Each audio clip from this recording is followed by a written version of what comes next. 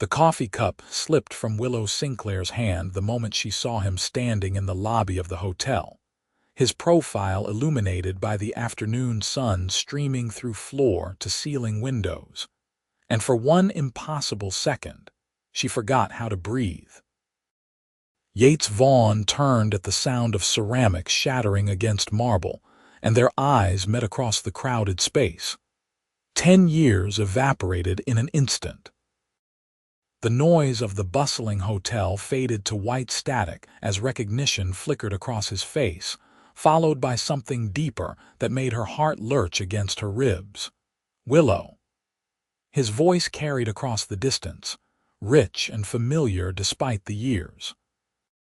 She stood frozen, coffee spreading in a dark pool around her sensible work flats, clutching her portfolio against her chest like a shield. Of all the hotels in Chicago, of all the days, it had to be this one. The day she was presenting her designs to secure the biggest contract of her career as an interior designer. Yates moved toward her with the same confident stride she remembered from college, though he wore it differently now. The boy she had loved desperately at 22 had grown into a man who commanded attention without trying. His dark suit was clearly custom-made, fitting his broader shoulders perfectly. His jaw was sharper, his presence more commanding, but his eyes held the same intensity that had once undone her completely. "I'm sorry, I'm so sorry."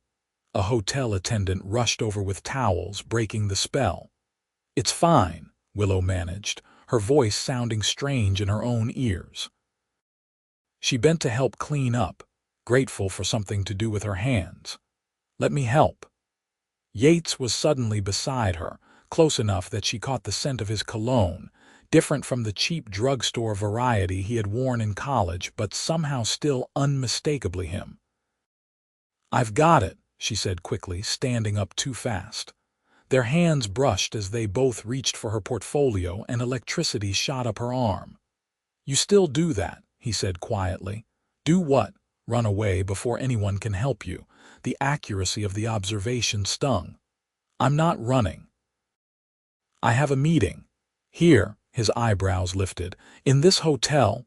"Yes, with the management team about redesigning the executive suites." She lifted her chin, proud despite her racing heart. "I own my own design firm now." Something crossed his face that looked almost like pride. "You did it. You always said you would." The attendant finished cleaning and discreetly disappeared. Willow and Yates stood in the middle of the lobby, an island of tension in the flowing current of travelers and business people. "What are you doing here?" she asked, though part of her did not want to know. Did not want to learn he was married, had children, had built a whole life in the decades since she had walked away from what they had. "I own it," he said simply. "Own what?" "The hotel." "Well, this one and 47 others across the country." The words hit her like a physical blow. "You own this hotel, the Vaughn Hotel Group. We acquired the Chicago property 2 years ago." He said it without arrogance, just stating facts, but the implication settled over her like a heavy blanket. Yates Vaughn was not just successful. He was a billionaire. The boy who had eaten ramen for dinner most nights in college, who had walked her to class in worn sneakers, who had whispered dreams of starting his own business someday while they lay tangled in his tiny dorm room bed, had done more than succeed. He had conquered. "I should go," she said, her voice barely above a whisper. "My meeting." "With my management team," he finished. "For my hotel." Their eyes met again, and the weight of history pressed down on both of them. "Mr. Vaughn." A woman in a sharp blazer approached, tablet in hand. "The conference call with Tokyo starts in 5 minutes. Cancel it," he said, not looking away from Willow. "Sir, it's been scheduled for 2 weeks.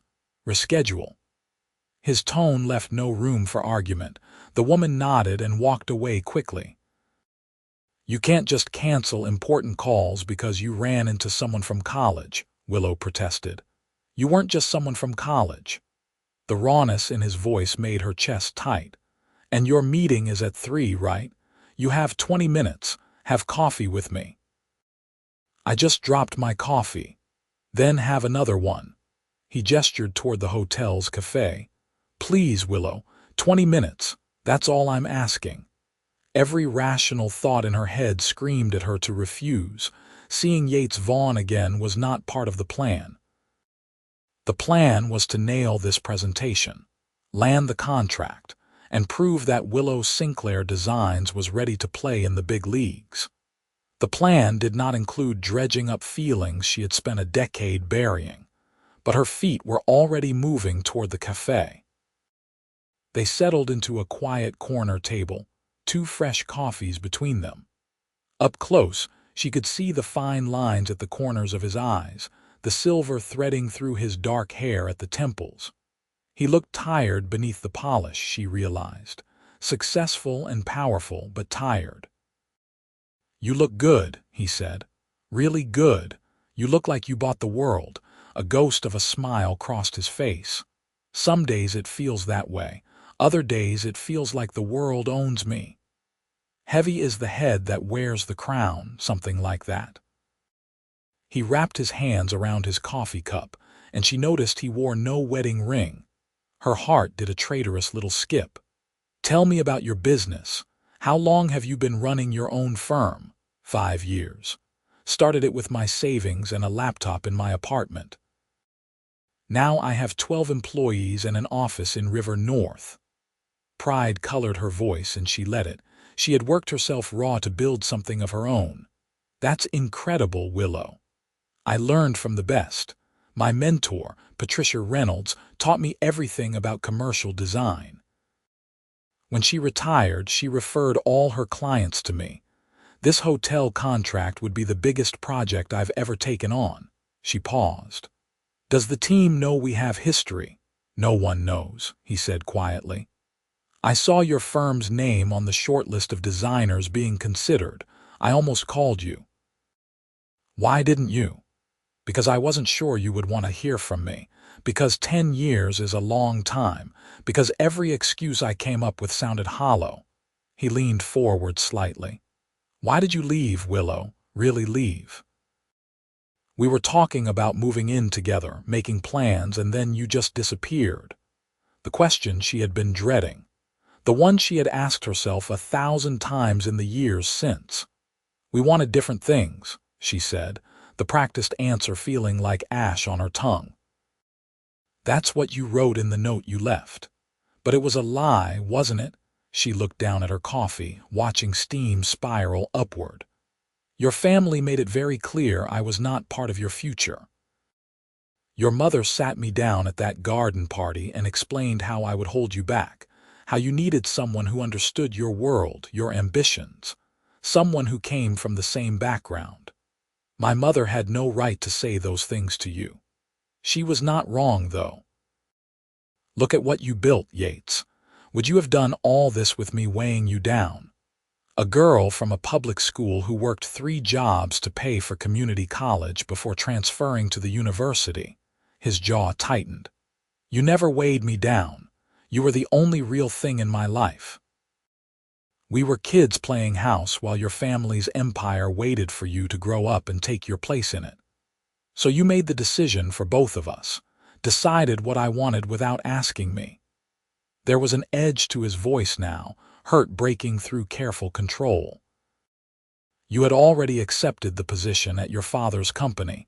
You were moving to New York. Everything was pulling you in that direction. And I asked you to come with me. I begged you." The memory of that conversation still ached like a bruise that never quite healed.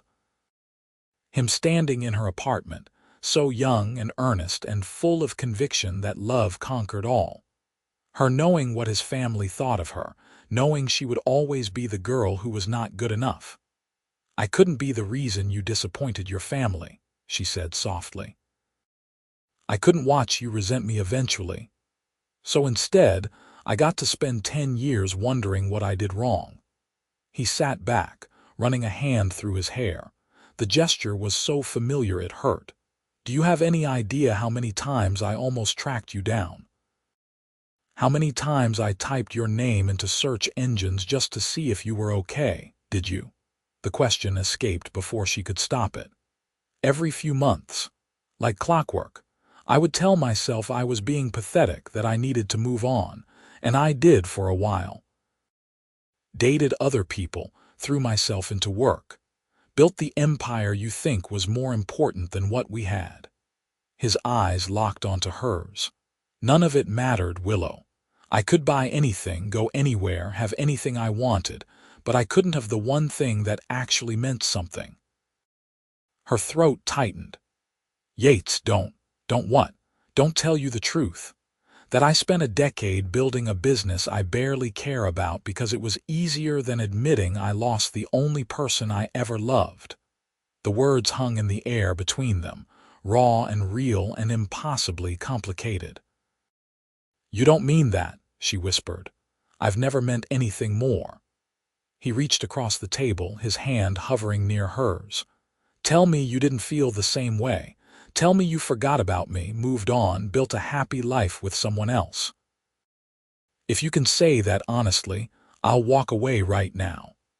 She opened her mouth, but the lie would not come, because she had not moved on, had dated men who were perfectly nice and perfectly wrong because none of them were Yates Vaughn.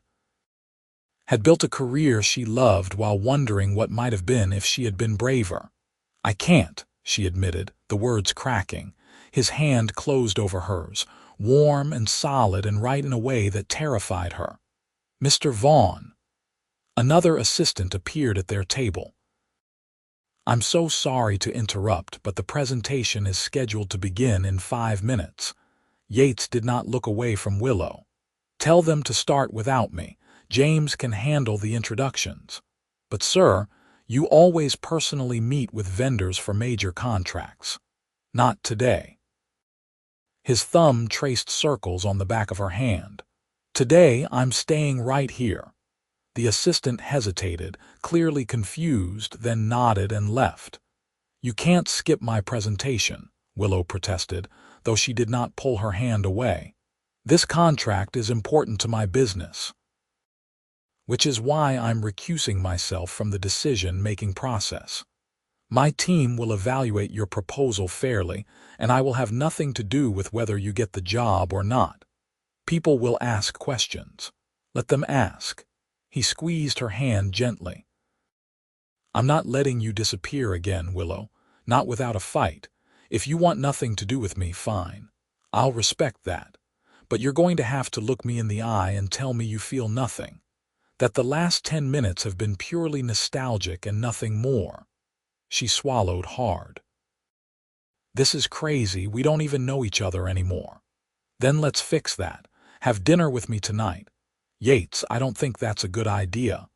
Why not? Because you're still you still have a family that thinks I'm beneath you, you still live in a world I don't belong in. I'm 33 years old, Willow. I stopped caring what my mother thinks about my personal life a long time ago, and as for my world, he laughed, but there was no humor in it. My world is lonely as hell. I have everything except the one thing that matters, someone to share it with.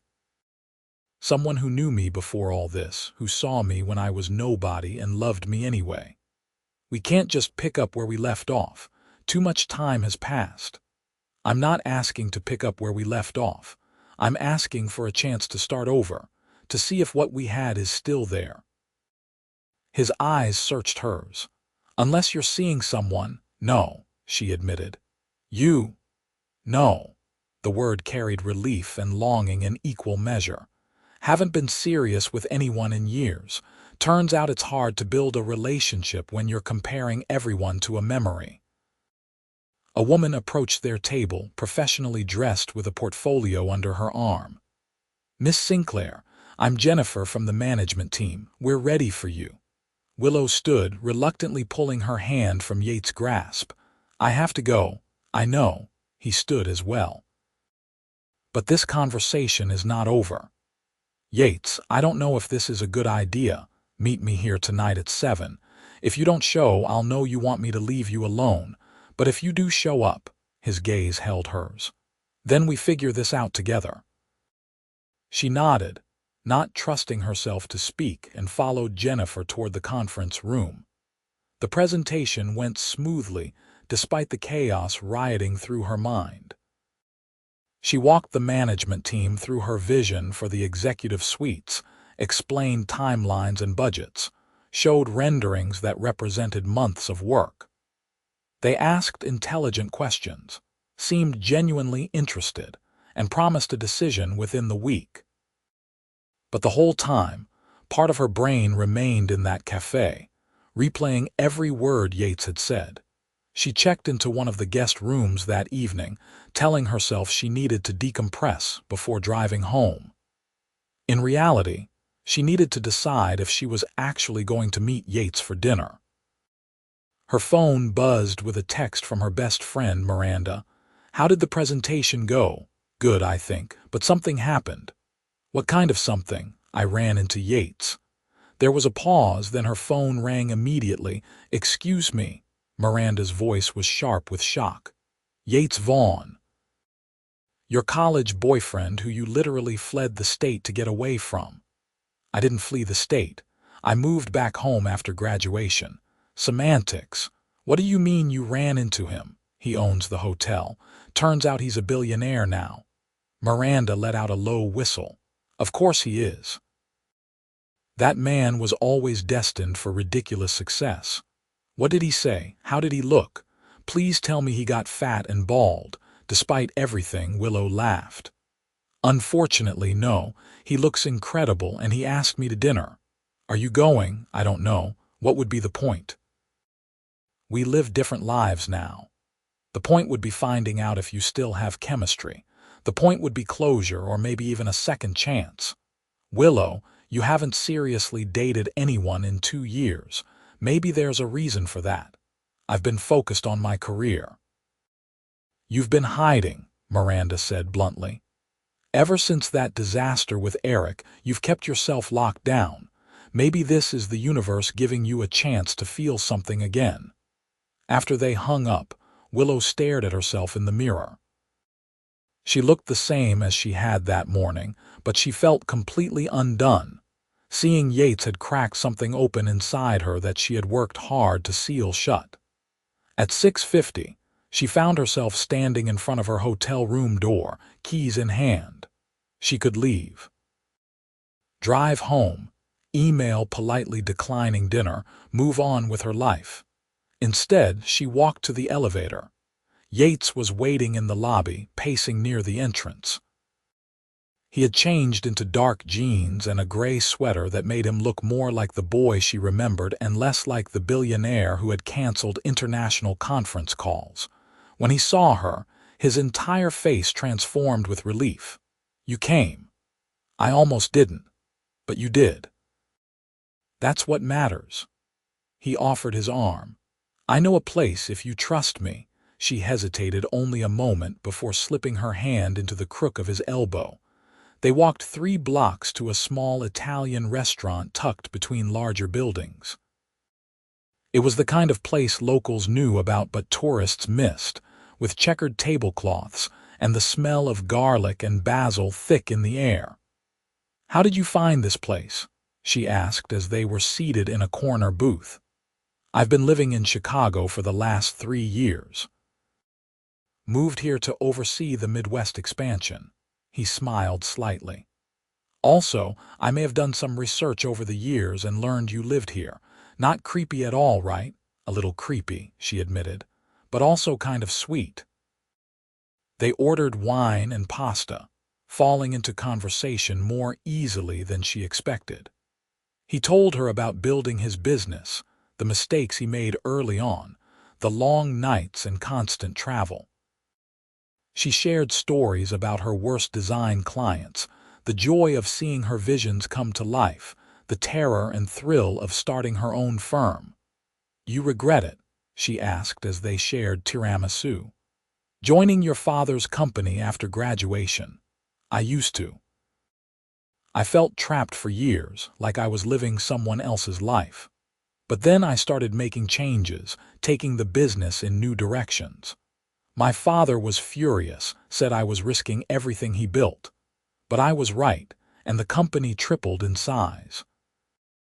When he retired 5 years ago, I bought out his shares and the rest of the board, renamed it, restructured it, made it mine.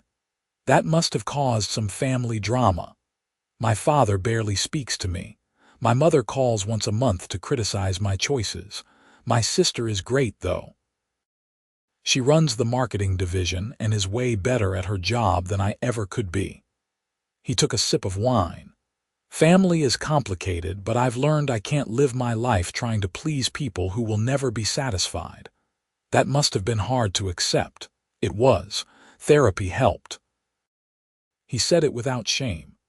After my father and I had our final blowout, I started seeing someone, dealt with a lot of things I had been avoiding, including why I kept sabotaging every relationship I tried to have after you.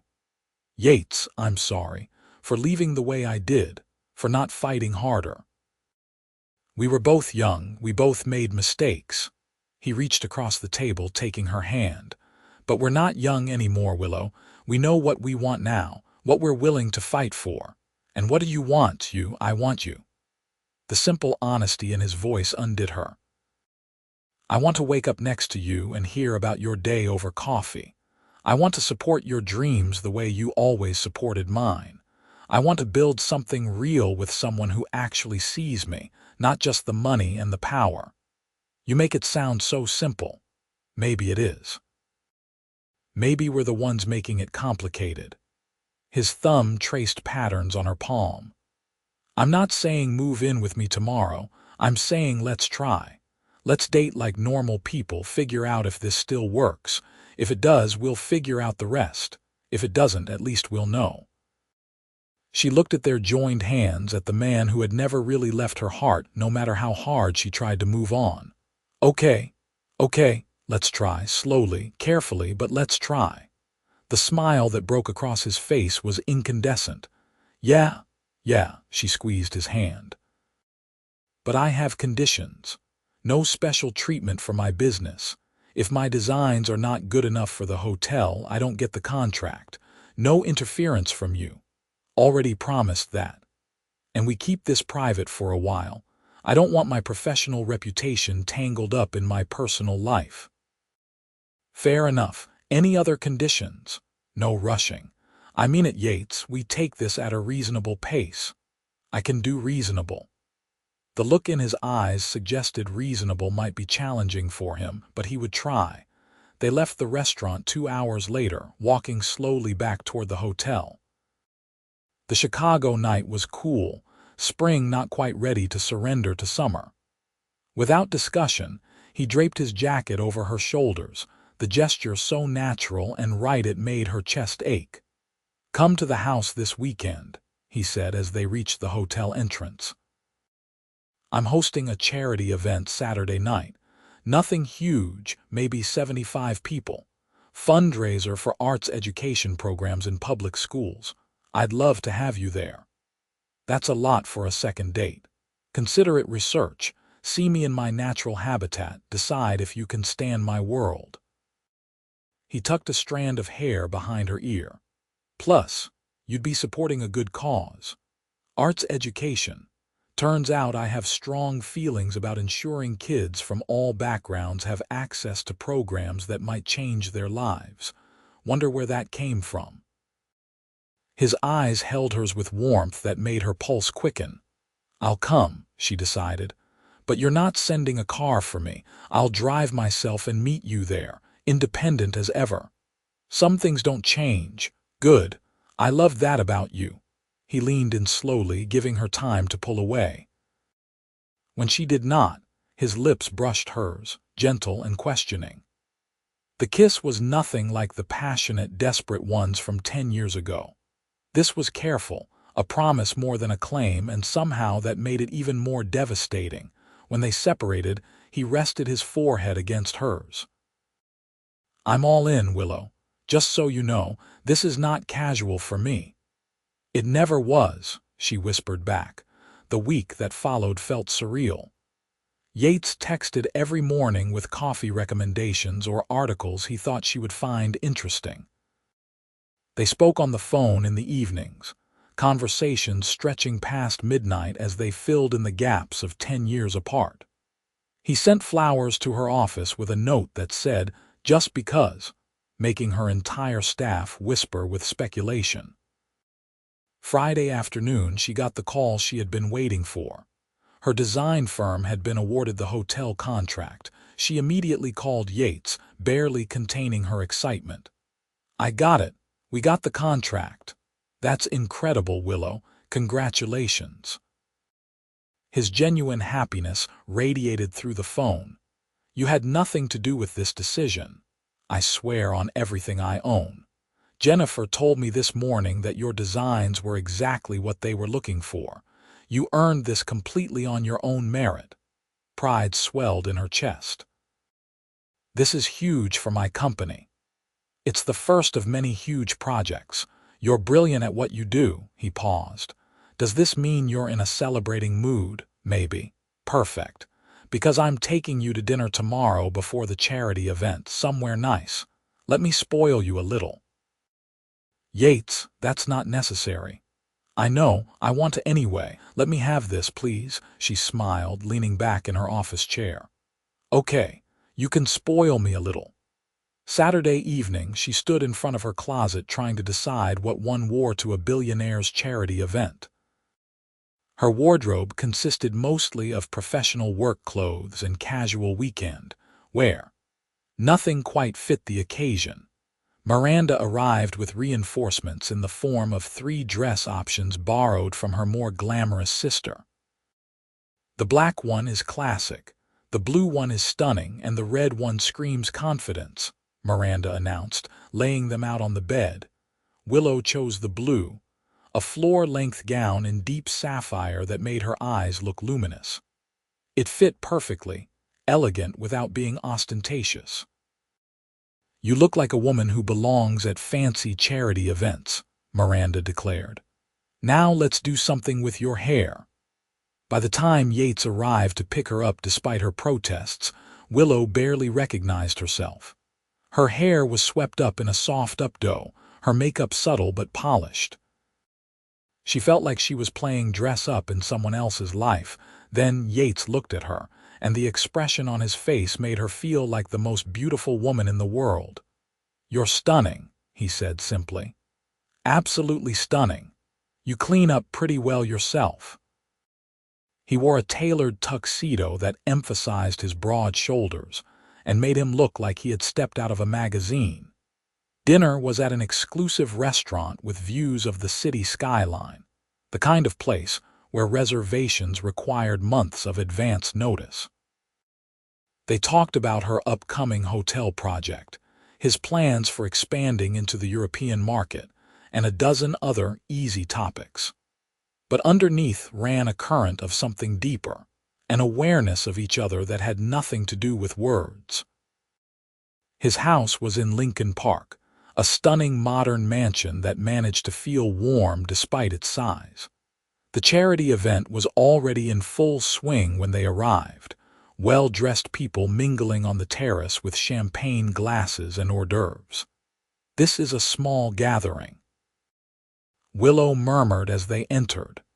"This is me showing restraint," he replied, his hand settling on the small of her back. "You should see the big events." He introduced her to donors and board members, artists and educators. Everyone was polite, curious about the beautiful woman on Vaughn's arm. She fielded questions about her work gracefully, relaxing as she realized most people here were genuinely interested in her design career. "You're a natural at this," Yates said during a quiet moment on the terrace. The sun was setting over Chicago, painting the sky in shades of orange and pink. "I'm faking it," she admitted. "So is everyone else." He pulled her closer and they swayed slightly to the music drifting from inside. "Thank you for being here. It means more than you know." "Why arts education?" she asked. "You never mentioned this passion before." "Because I saw what access to different programs did for people like you. You got into that design course because of a scholarship program someone funded. It changed your life.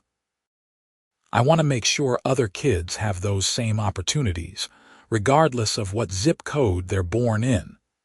She looked up at him, this man who had grown into someone she was learning to know all over again. You've become someone really remarkable, Yates Vaughn.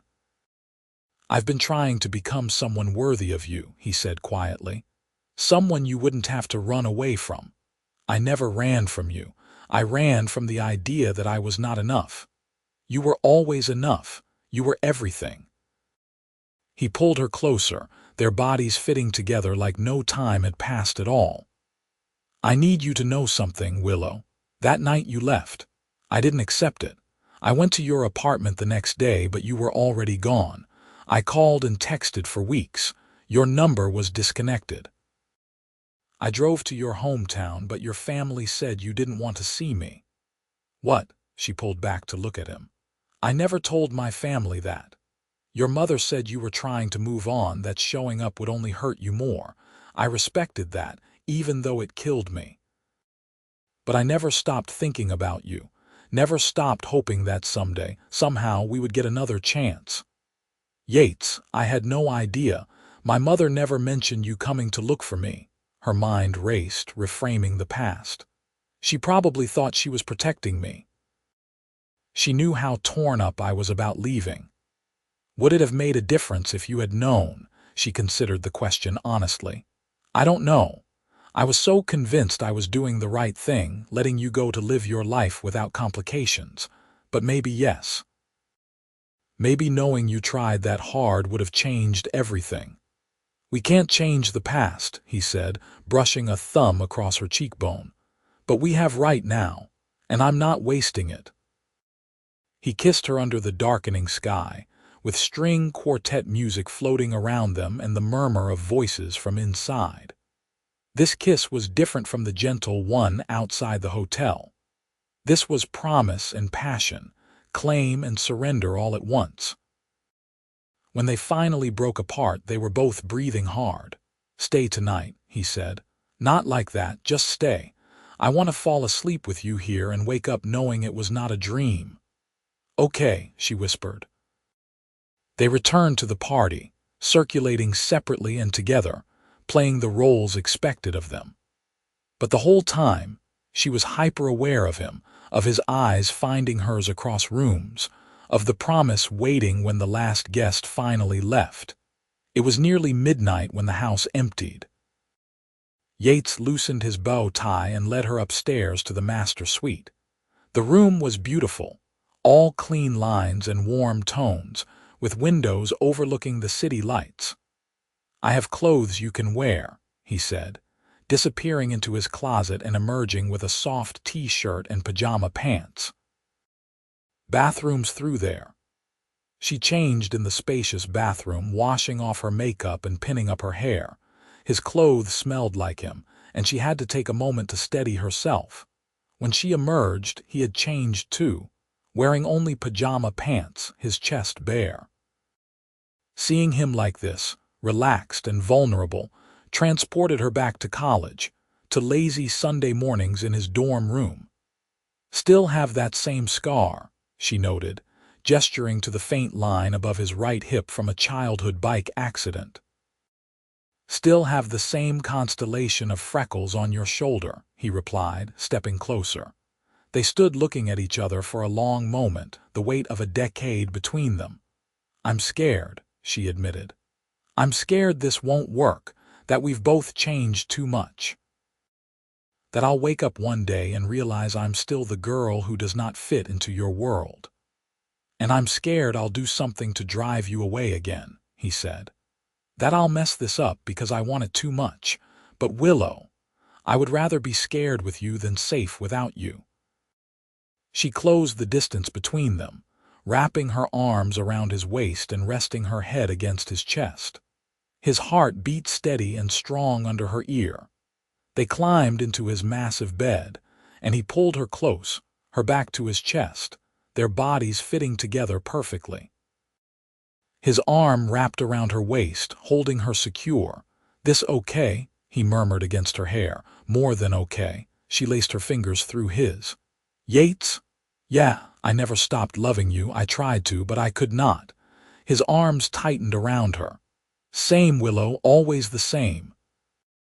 They fell asleep like that, two people finding their way back to each other against impossible odds. The months that followed were a revelation. They dated properly, learning each other again while discovering new things. He took her to art gallery openings and charity galas, but also to dive bars and street festivals. She showed him her world, introducing him to her friends and favorite places, the coffee shop where she did her best sketching, the bookstore that hosted poetry readings. Her hotel project launched, and he was her biggest cheerleader, showing up at the design presentations without interfering. When she stressed about timelines and budgets, he listened and offered support without trying to fix everything. They argued sometimes, particularly about money. He wanted to spoil her with extravagant gifts, and she insisted on maintaining her independence. They found compromises, learning to navigate the disparity in their finances without letting it define them. It's not about the money, he explained one night over takeout in her apartment. It's about showing you how much you mean to me. I know how much I mean to you, she replied. You show me every day just by being here, by listening to my boring work stories and watching my favorite shows even though you hate them. That means more than any expensive gift. Those shows are terrible, though, he teased. The plot makes no sense. You're still watching them with me. Yeah, I am. He pulled her into his lap. Because I would rather be here with you watching terrible television than anywhere else doing anything else. 6 months in, he invited her to meet his sister. Lauren Vaughn turned out to be warm and funny, immediately putting Willow at ease. You're the one, Lauren said bluntly over drinks while Yates took a phone call. The college girlfriend he never got over. I'm so glad you're back in his life. He's been different since you reappeared, happier, more like himself. It's been wonderful getting to know him again, Willow admitted. He's planning to propose, you know. Lauren's eyes sparkled with mischief. I am not supposed to tell you that, but you should have some warning. Willow's heart skipped. He told you that. He's been working with a jeweler for weeks, custom designing something. He wants it to be perfect. Lauren squeezed her hand. I just wanted you to know, in case you have any doubts, this is not casual for him. You're it. When Yates returned, Willow looked at him with new eyes, imagining a future she had not quite let herself believe in. He caught her gaze and smiled, that open, honest smile that had first made her fall in love with him over a decade ago. They spent Christmas together, a quiet celebration at her apartment. She gave him a custom photo album she had made, filled with pictures from their college years that she had kept all these years, alongside new photos from their rekindled relationship. He opened it slowly, emotion playing across his face as he flipped through the pages. You kept these. I could not bring myself to throw them away. You were too important even when I was trying to pretend you were not. Best gift I have ever received, he said, pulling her close. Thank you. He gave her a set of keys. Keys to what? She asked, confused. Options. One is to my house if you want it. One is to a condo downtown that I bought, which could be yours if you want your own space but want to be close. And one is to a storage unit where I've been putting furniture for whatever future home we end up sharing, whenever you're ready. She stared at the keys, then at him. You've been buying furniture for a home we don't have yet. I see something I think you will like, and I can't help myself. There's a really great mid-century credenza you're going to love. He looked almost sheepish. I might have a problem, she laughed, wiping away tears. You're ridiculous, ridiculously in love with you. He cupped her face in his hands. No pressure on any of this.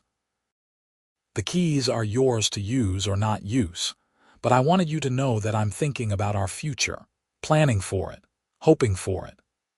I'm hoping for it too, she whispered. 2 months later, on an ordinary Tuesday evening, he took her back to the restaurant where they had reconnected.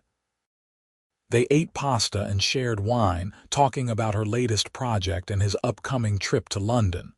"Come with me," he said suddenly. "To London. Take a week off, let your team handle things. Come explore a new city with me." "Yates, I can't just take off for a week." "Why not?" "You have great people working for you, trust them." He reached across the table, taking her hand. "Life is not just about work, Willow, it's about moments like this, experiences, adventures with people you love." "People you love," she echoed. "I love you. I never stopped loving you, but I'm completely in love with who you are now, too. The way you fight for your vision, the way you treat your employees like family, the way you sing off-key in the shower and leave coffee cups everywhere." He stood suddenly, and her breath caught as he pulled a small box from his pocket. The restaurant went quiet around them as he knelt beside their table. "I was going to wait until London," he said, smiling even as his voice shook slightly. "I had this whole elaborate plan involving a rooftop and string lights, but I realized something. We already wasted 10 years on elaborate plans and other people's expectations. I don't want to wait another second." He opened the box, revealing a stunning ring that caught the light and fractured it into rainbows. "This is not about money or grand gestures. This is about me wanting to wake up next to you for the rest of my life. About building something real together, supporting each other's dreams, being partners in everything. Willow Sinclair, will you marry me?" She was crying, not caring that everyone in the restaurant was watching. "You're supposed to wait for the romantic moment. This is the romantic moment. Right here, right now, with red sauce on your chin and that expression on your face." He was crying too, she realized. "Say yes, Willow, please say yes." "Yes," she breathed. "Yes, yes, 1,000 times yes." He slid the ring onto her finger and it fit perfectly, like everything about them now. Then he was standing, pulling her into his arms and kissing her while the entire restaurant applauded. "I love you," he said against her lips. "I love you so much. I love you too. I'm sorry I wasted so much time being scared. We found our way back, that's what matters." They married 6 months later in a ceremony that blended both their worlds. Close friends and family gathered in the garden of his house, which was now officially their house. Willow's mother cried through the entire ceremony, having apologized profusely for keeping Yates away all those years ago. His parents attended, civil if not warm, but Lauren stood as a bridesmaid and made a toast about second chances. "To my brother and his bride," Lauren said, raising her glass, "who prove that true love can survive distance, time, and even stubborn pride. May you have decades of happiness ahead." Their honeymoon was a month-long trip through Europe, working and exploring in equal measure. Willow met with potential clients while Yates handled business, and they spent evenings wandering cobblestone streets and trying local cuisine. "I could get used to this," she said one evening in Paris, watching the sunset from their hotel balcony. "Good, because I plan on bringing you on every business trip from now on." He wrapped his arms around her from behind. "Having you with me makes everything better." 2 years into their marriage, Willow's design firm had grown to 25 employees and an impressive client roster. She had learned to delegate, to trust her team, finding a balance between her career and her personal life. Yates had done the same, promoting good people and stepping back from the day-to-day operations to focus on strategy and, increasingly, philanthropy. They bought a house together in the suburbs, a place that felt like theirs rather than his. She designed every room, creating a home that reflected both of them. His office, her studio, and a guest room that they both secretly hoped might become something else eventually. "Ready to talk about it?" he asked one morning as they had coffee on their back patio. "Talk about what?" The fact that you've been researching pregnancy and parenting for the last 3 months. I saw your browser history when I borrowed your laptop. She flushed. I was just curious. Willow, I want kids with you if you want kids, but I also want to make sure we're ready, that you're ready. Your career is taking off. I don't want you to feel pressured. I'm not pressured. I'm excited and terrified, but the excited is winning. She took his hand.